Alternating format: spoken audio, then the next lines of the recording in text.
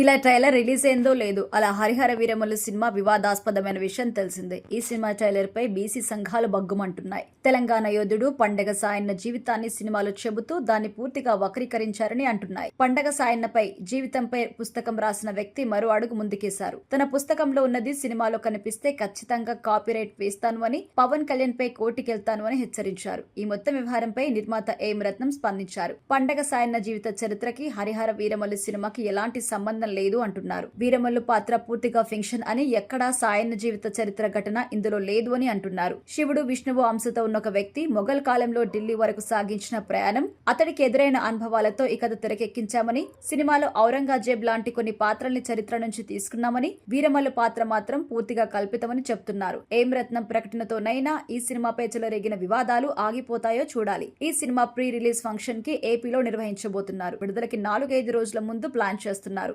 వర్షాలు పడకపోతే తిరుపతిలో అవుట్డోర్ లో, వర్షాలు పడితే విజయవాడలో ఇండోర్ లో ఫంక్షన్ పెట్టాలని కూడా అనుకుంటున్నారు.